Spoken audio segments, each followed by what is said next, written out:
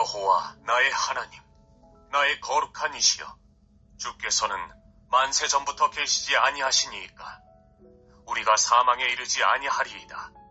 여호와여, 주께서 심판하기 위하여 그들을 두셨나이다. 반석이시여, 주께서 경계하기 위하여 그들을 세우셨나이다. 주께서는 눈이 정결하심으로 악을 참아보지 못하시며 해역을 참아보지 못하시거늘 어찌하여 거짓된 자들을 방관하시며 악인이 자기보다 의로운 사람을 삼키는데도 잠잠하시나이까. 주께서 어찌하여 사람을 바다의 고기 같게 하시며 다스리는 자 없는 벌레 같게 하시나이까. 그가 낚시로 모두 낚으며 그물로 잡으며 투망으로 모으고 그리고는 기뻐하고 즐거워하여 그물에 제사하며 투망 앞에 분향하오니 이는 그것을 힘입어 소득이 풍부하고 먹을 것이 풍성하게 됨이니이다. 그가 그물을 떨고는 계속하여 여러 나라를 무자비하게 멸망시키는 것이 옳으니이까.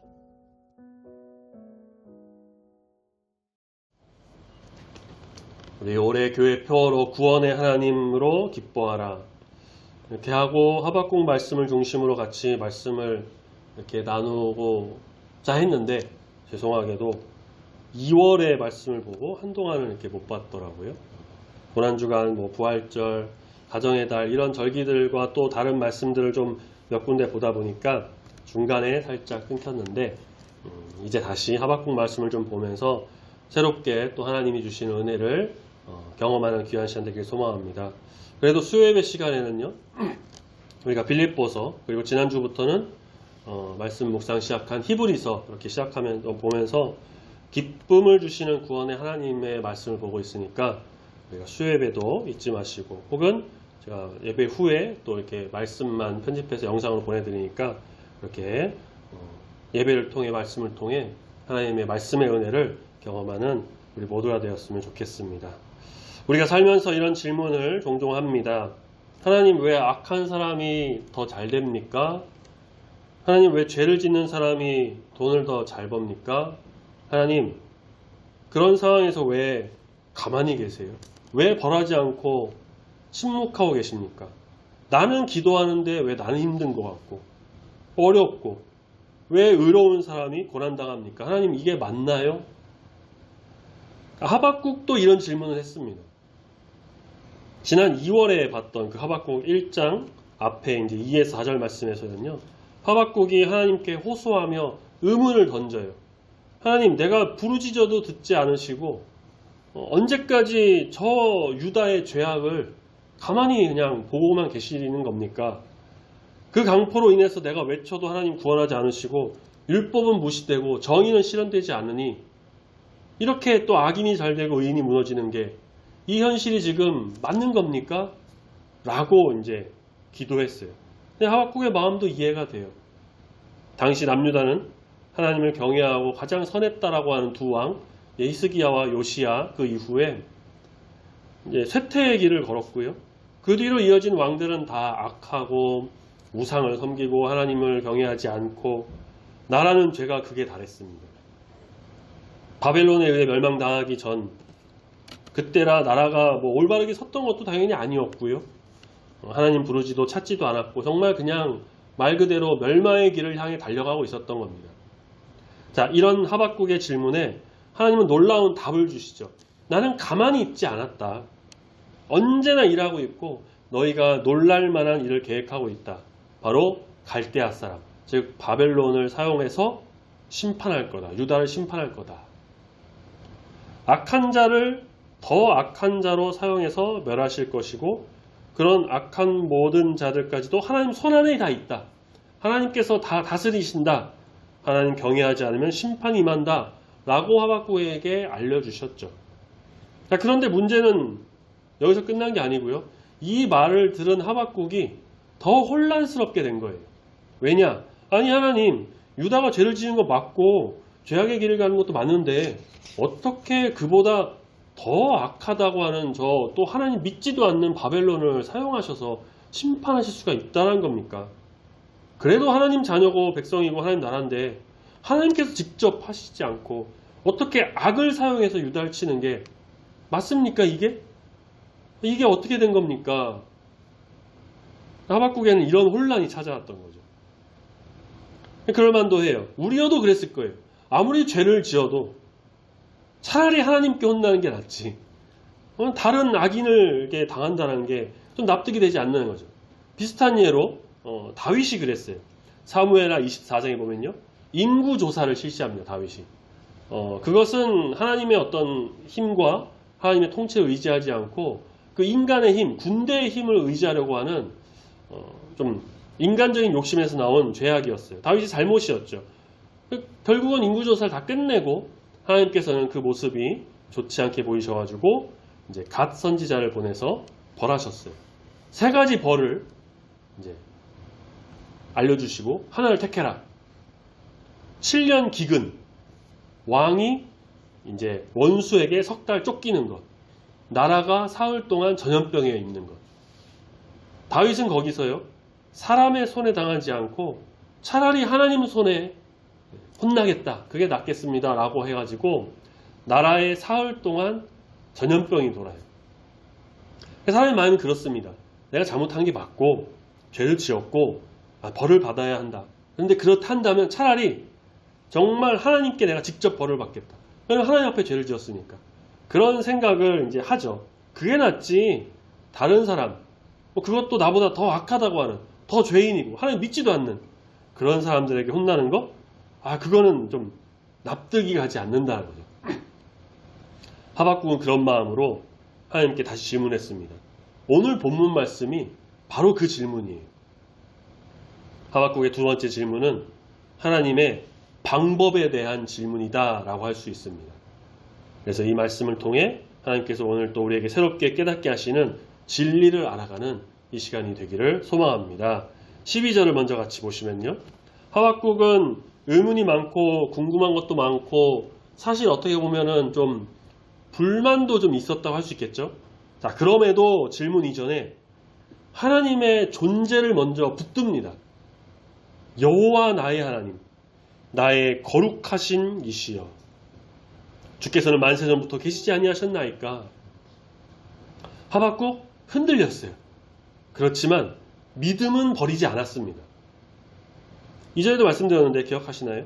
오히려 이렇게 질문하고 하나님께 좀 묻고 기도하고 왜 그렇습니까? 왜 이렇게까지 합니까? 하나님 설명해 주세요. 라고 하는 것 자체가요. 사실은 믿음이 있다라는 거예요. 믿음이 없으면 그냥 짜증내고 불평하고 불만하고 그렇게 하고 하나님 버리고 딴 길로 가는 거죠. 믿음이 있기에 하나님의 존재를 인정하고 질문하고 또 응답을 기다립니다. 물론 사람의 생각으로는 이해가 되지 않는 부분이 있다는 건 어쩔 수가 없어요. 그래서 하박국은 질문한 겁니다. 하나님 이해되지 않습니다. 이게 어떻게 된 겁니까? 그럼에도 하박국은 하나님을 향한 찬양과 거룩하심 인정하는 것 잊지 않았어요. 하나님, 그렇지만 주님은 영원하신 나의 하나님이십니다. 이게 바로 믿음인 거예요. 우리가 이해되지 않는 상황 만나곤 합니다. 기도했는데 응답이 없고요. 누구보다 간절히 기도했다라고 생각하는데 철야 기도도 하고 막 40일 특별 기도, 새벽 기도, 금식 기도도 막 했는데 응답이 없는 경우도 있어요. 새벽부터 일어나서 밤늦게까지 열심히 일하고 부지런히 막 땀 흘리고 세상 속에서 하나님의 영광을 위해, 하나님의 뜻을 위해 그렇게 의가 드러나도록 정말 본을 보이며 선을 행하며 열심히 살았는데 일이 더 꼬여. 풀리지 않고 경제적으로는 나아진 게 없고 문제가 생겨요. 참 그런데 또 주변을 살펴보면 이상하게도 하나님 믿지도 않는다고 하는 그렇게 다른 종교 있거나 다른 사람들, 세상 사람들은 왜 더 잘 되는 것 같지? 그렇게 잘 살아요. 정말 그런 게 있죠. 물론 하나님 경외하고 신실하게 믿는 사람이 잘 되는 일도 있고요. 기도 응답도 있고요. 사업도 잘 풀리고 하는 일 큰 문제 없는 경우도 분명히 있습니다. 있는데 그러면 어때요? 상대적으로 악인들은 안 돼야 되고 벌 받고 좀 하나님의 통치가 임하지 않는 것이 않아야 할 것 같은데 그런 사람들도 잘 된다는 거죠. 아니 더 잘 되는 게 보여요. 더 잘 나가요. 사람 눈에는 보이는 것만 믿는 경향이 있죠. 그 상황을 보고 그대로 받아들이고 그 상황에 속아서 그게 좋은 것이다 라고 여기는 경우가 있습니다. 중요한 건 뭐냐면요. 상황을 보기 전에 하나님의 붙들고 있으심, 하나님께서 이렇게 모든 것들을 인도하신다는 것을 우리가 바라봐야 한다는 겁니다. 하박국이 바로 그렇게 했죠. 현실이 마음에 들지 않았고요. 부르짖음에도 침묵하시는 것 같고요. 그런데 하시는 말씀이 또 더 악한 자를 사용해서 남유다를 벌하신다라고, 이게 받아들이기가 사실 좀 힘들었습니다. 하박국은. 모습과 상황이 이해되지가 않았어요. 그렇지만 하박국은 뭘 했다? 믿었다라는 겁니다. 믿음이 있었다라는 것. 하나님께서 행하시는 일은 흔들림이 없을 것이라는 것을 믿었어요. 그래서 하나님께 이렇게 말합니다. 나의 하나님, 나의 거룩하신 이시여. 이 거룩하다라는 말, 성스럽고 위대하다라는 뜻이 있는데, 하나님의 속성으로 보면은 하나님께서는 결코 악하지 않으시다라는 것. 하나님께는 악이란 없다라는 걸 의미합니다. 즉 하박국은 이렇게 말하는 거예요. 하나님, 지금 이해가 되지 않나요? 이 상황이 어떤지 잘 모르겠어요. 그렇지만 그럼에도 하나님은 틀리지 않으신 분인 줄을 내가 믿습니다. 하나님께서는 거룩하시기 때문에 악함이 없다는 것을 내가 믿습니다. 이해가 되지 않을 때 많죠. 기도해도 응답되지 않을 때 답답하죠. 도대체 문제가 풀리지 않고 상황이 어렵고 다른 사람, 특히 악인들은 더 잘 되는 모습에 뭔가 배가 아플 때도, 이해가 안 될 때도 종종 있습니다. 하지만 성도는 이해보다는 신뢰하는 사람이라는 것. 신뢰하며 살아가야 한다는 것. 이해가 되지 않아도 하나님을 믿고 의지할 때, 거룩하신 하나님을 바라볼 때 하나님께서 반드시 일하시는 그 일들을 경험하게 될 것이라는 겁니다. 하나님이 세우시는 거룩하신 뜻과 일을 믿을 때 우리 안에 주시는 그 구원의 기쁨이, 놀라운 은혜가 풍성하게 임하게 될 줄로 믿습니다. 아무리 믿음이 있어도, 아무리 거룩한 하나님을 인정하고 신뢰하고 하나님을 그 일하심을 기대하고 기도하며 소망한다 하더라도 사람이 그런 하나님과 같은 신이 아닌 이상, 아까도 말씀했지만 눈에 보이는 그 현실과 상황에 의문을 품는 건 당연해요. 아무리 신실한 성도라고 해도요. 납득이 되지 않는 상황, 이해를 원하는 건 당연합니다. 하박국도 그랬잖아요. 하박국이 거룩하신 하나님을 인정하고 신뢰하고 정말 믿음으로 호소한 선지자였지만 그럼에도 사람의 머리로 이해되지 않고 그런 거는 여전합니다. 어쩔 수가 없었어요. 13절 하나님은 눈이 정결하시고 악을 참아보지 못하시고 패역함도 보지 못하시는 분이신데 그런데 어떻게 거짓된 자들을 방관하시고 악인이 자기보다 의로운 사람을 삼키는데도 가만히 계시는 겁니까? 또 질문해요. 유다도 악하지만, 유다도 죄를 지었고 우상을 섬겼지만 하나님으로부터 멀어졌다고 그렇게 하지만 바벨론은 그것보다 훨씬 더 악한 나라인데, 잔인한 나라인데 애초에 하나님 섬기거나 믿는 것도 하지 않는 나라였죠. 남유다 이전에 북이스라엘 멸망시킨 나라가 이제 아수르. 이 나라는요, 전쟁과 싸움을 굉장히 좋아하고 아주 잔인한 나라로 알려졌어요. 그들은 살육을 일삼았고 학자들의 어떤 연구와 벽화 같은 것 등에 따르면은 적군의 시체로 산을 쌓고요. 그들의 머리를 창에 꽂고 다니면서 자랑하면서 위협하며 다녔다라고 하는, 군인 민간인 할 것 없이 그냥 마구 학살하는 나라가 바로 아수르였다고 합니다. 그런데 그 아수르를 짓밟은 나라가 바로 바벨론이에요. 바벨론은 아수르보다 더 강력했고요. 더 잔인했습니다. 한 예로 열왕기하 25장에 보면은 남유다의 마지막 왕인데 시드기야가 바벨론에 이제 패하고요. 예루살렘이 절명당하고 이제 멸망한 거예요. 그때의 왕 느부갓네살이 시드기야를 끌고 가는데 시드기야가 보는 그 앞에서 시드기야의 아들들을 다 죽입니다. 그리고 그 바로 이어서 시드기야의 눈을 뺍니다. 그리고 포로로 끌고 가요. 그 시드기야가 눈이 보이는 순간 마지막으로 본 장면이 뭐냐? 아들들이 죽는 거였어요. 그리고 시드기야는 아무것도 보지 못한 채 죽지도 못하고 포로로 끌려가 바벨론에서 처참한 인생을 살게 되죠. 물론 시드기야도 악한 왕이었고요. 하나님 섬기지 않고 우상을 섬겼기에 벌을 받은 것은 벌을 받은 것이다라고 생각할 수 있지만 바벨론이 얼마나 잔인하고 포악하고 또 강력했는가를 단편적으로 보여주는 예라고 할 수 있습니다. 그런데 하나님께서 그런 나라를 사용했다는 거예요. 자, 이렇게 생각해 보시면 좀 이해가 쉬울까요? 우리나라가 하나님을 더 경외하지 않고 주를 믿는다고 하는 자들조차도, 교회조차도 부패를 일삼고 다른 종교들은 더 많아지고 죄를 짓고 정신 못 차리니까 하나님이 이제 우리나라를 정신 차리게 하시려고 벌하시는데 북한을 사용했다는 거죠. 물론 이제 정말 그런 일은 일어나지 않습니다. 이제 극단적인 예를 말씀드린 거예요. 이처럼 하나님께서는요, 때때로 사람이 예상하지 못하는 방법으로 일하신다는 겁니다. 요셉을 볼까요? 아버지 야곱 밑에서 정말 편하게 잘 지냈어요. 근데 형들의 시기로 애굽의 노예로 팔려갑니다. 그의 인생이 거기서 끝난 줄 알았죠. 근데 애굽의 총리가 돼요. 가장 높은 자리에 올라갑니다. 가족들을 살립니다. 사람의 생각과 이해로 이게 가능한 일이 될까요? 그 나라의 노예고 다른 민족인데 모세 40년을 애굽의 왕자로 아주 왕궁에서 떵떵거리며 잘 살았습니다. 그런데 살인자로 내몰려갖고 광야로 도망갔죠. 거기서 또 40년 지냅니다. 모세는 아마 생각했을 거예요. 이제 그냥 광야에서 이러면 살아야겠구나. 포기했을 겁니다. 그런데 그렇게 40년 지났을 때 하나님이 그를 부르셨죠. 하나님을 만나게 됐죠. 그리고서는 애굽에 있는 이스라엘 백성들을 이끌 지도자로 세워졌습니다. 모세는 그걸 생각이나 해봤을까요?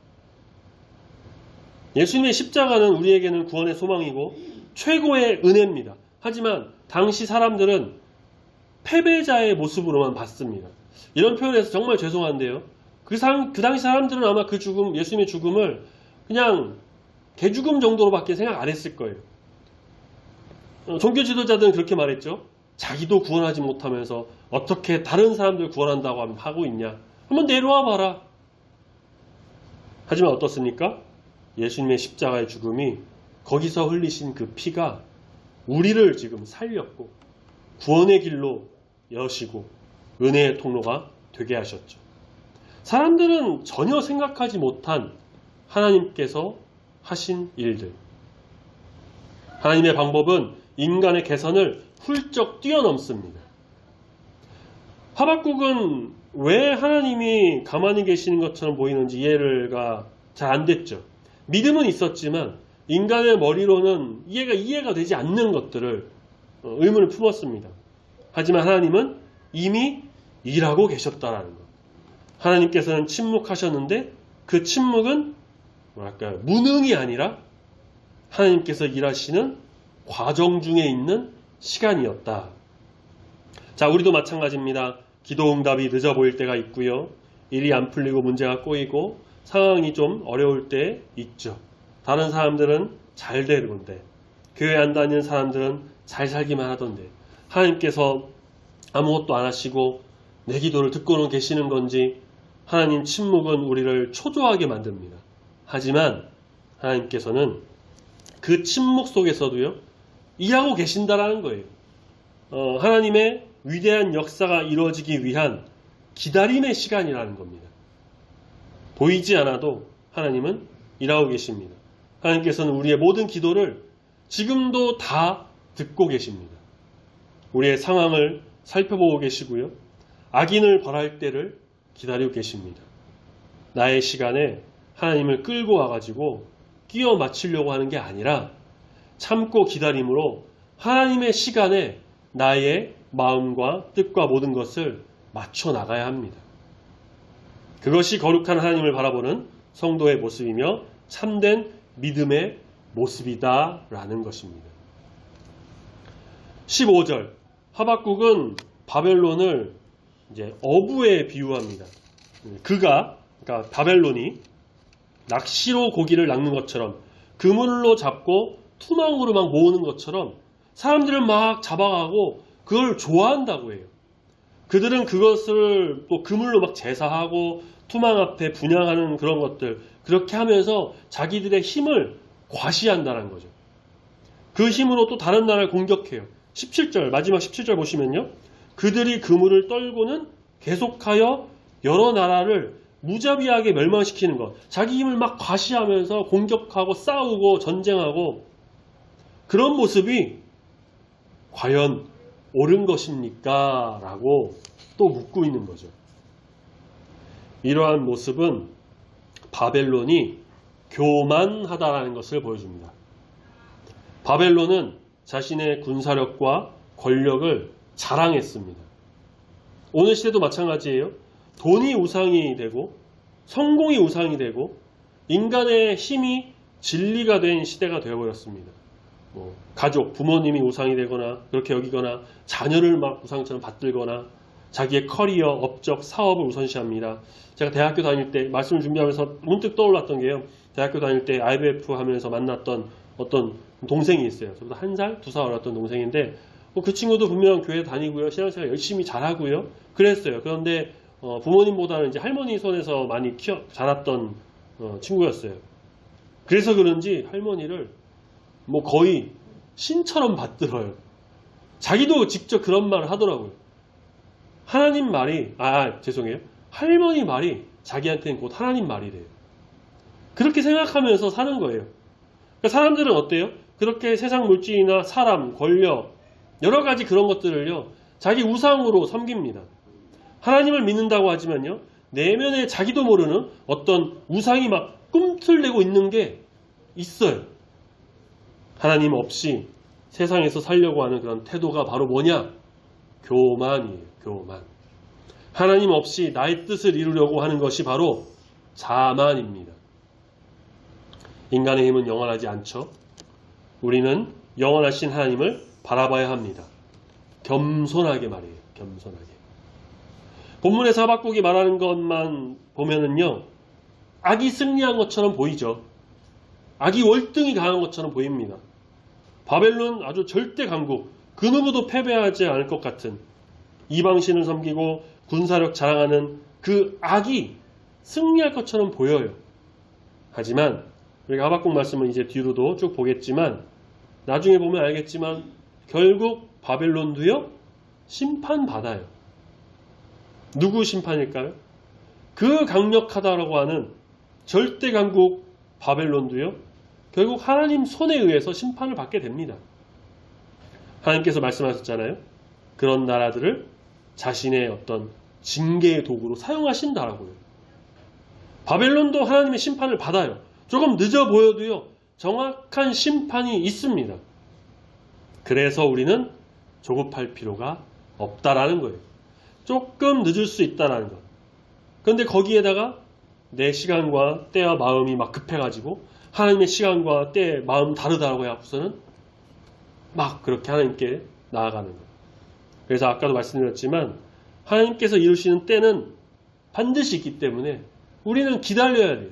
나의 때에 자꾸 하나님을 끌어오는 게 아니라 내가 하나님께 맞춰갖고 나아가는 겁니다. 하나님 반드시 일을 이루시기 때문에 우리는 참고 기다리는 거예요. 왜 아직도 응답이 없어요? 왜 아직도 가만히 계세요? 그거는 내 시간인 거죠. 내 상황에 맞추려고 하는 거죠.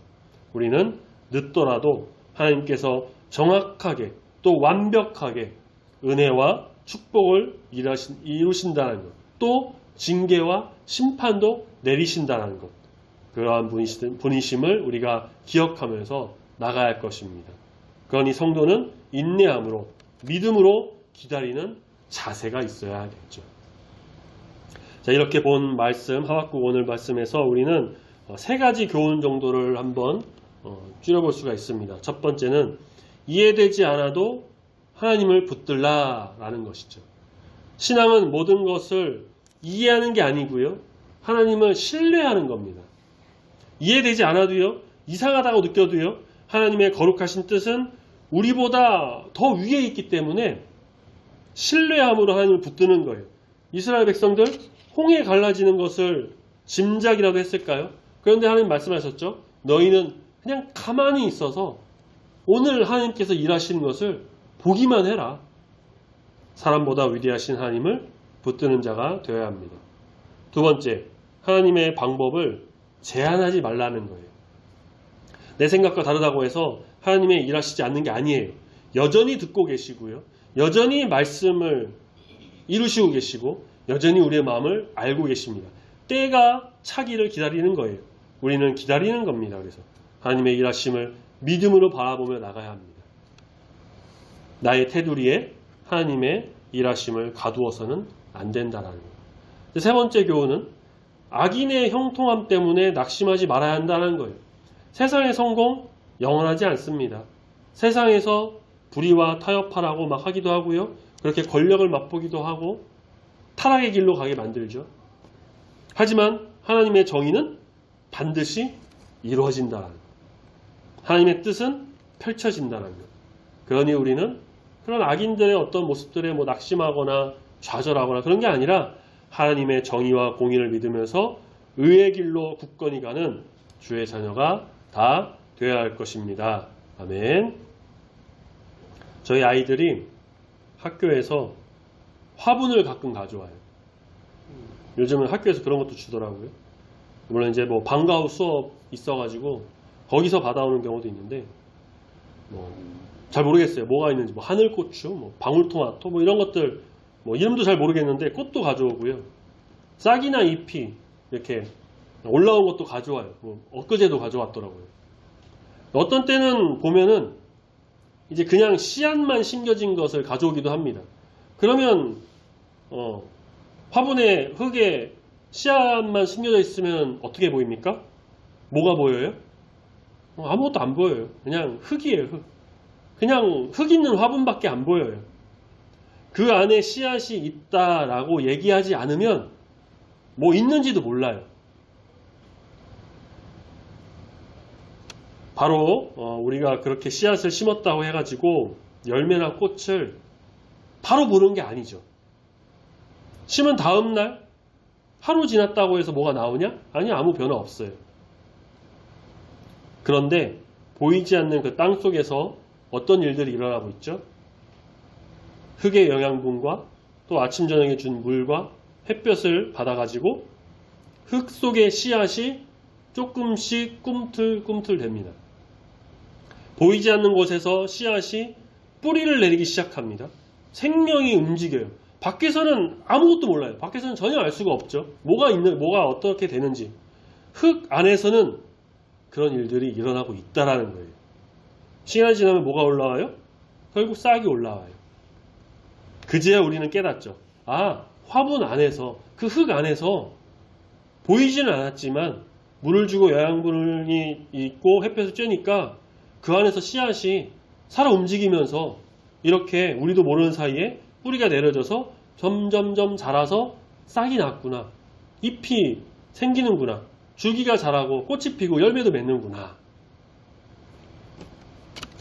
하박국 답답했습니다. 하나님의 방법을 이해하지 못했어요. 이해가 안 됐어요. 이해 안 되는 거 투성이었죠.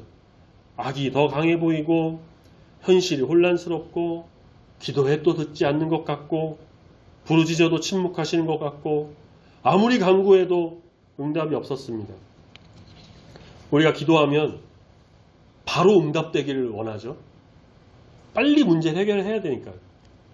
얼른 하나님 응답 주셔가지고 막 기도했던 거 빡빡 이루어지고 문제 빨리빨리 해결되는 걸 원해요. 우리는. 하지만 하나님은 보이지 않는 곳에서 일하실 때가 더 많다라는 거예요. 사람은 알 수 없는 곳에서, 사람이 이해할 수 없는 곳에서 사람이 이해가 안 되는 어떤 기이한 일을 행하고 계시는 하나님이란 겁니다. 하박국은 하나님이 침묵하신다고 느꼈지만 사실 하나님은요 이미 역사하고 계셨습니다. 마치 화분의 흙 속에서 사람이 알지 못하게 씨앗이 그 속에서 꿈틀대면서 움직이면서 뿌리를 막 내리고 있는 것처럼요. 하박국은 불평하거나 불만을 갖고 하나님을 막 떠나고 그랬던 게 아니고요. 하나님께 더 묻고 더 간구하고 더 기도하고 또 묻고 또 묻고, 우리 뒤에서 말씀 보겠지만 또 물어요. 또 묻고 또 물어요. 자, 우리는 어떻습니까? 하나님의 응답이 없고 뜻이 없을 때 그만하겠습니다. 너무 힘들어서 그냥 여기까지 하겠습니다. 됐어요, 하나님. 그러시나요? 아니면 그래도 끝까지 물고 늘어지면서 기도하시나요? 포기하지 않고 기도해야 합니다. 끝까지 하나님을 붙드는 성도님 되시길 바랍니다. 우리가 알지 못하는 크고 은밀한 일들이 하나님을 통해 이루어집니다.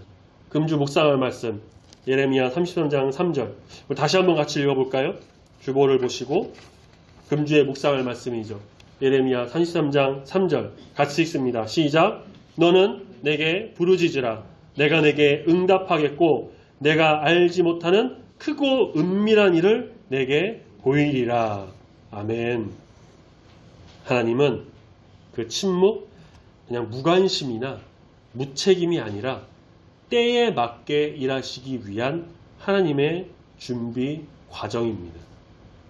사람의 머리로 이해되지 않더라도 하나님의 인도하심을 굳게 믿으며 붙들고 하나님의 방법을 나의 어떤 생각으로 제한하지 마시고, 악한 자들은 반드시 심판하신다는 그 하나님의 정의를 믿으면서 나의 생각과 뜻을 다 내려놓고 오직 하나님께로 향하여 나가는, 예수 십자가의 보혈로 힘입어 나가는 거룩하고 아름다운 우리 모든 성도님들이 되시기를 소망합니다. 아멘. 나를 향한 하나님의 계획은 완전하시다라는 것, 우리의 인생 가운데서 지금도 일하고 계신다라는 것, 그것을 오직 신뢰함으로 이 땅 가운데서 승리하며 나아가는 우리 모든 성도님들이 다 되시기를 우리를 사랑하시는 예수님의 이름으로 축원합니다.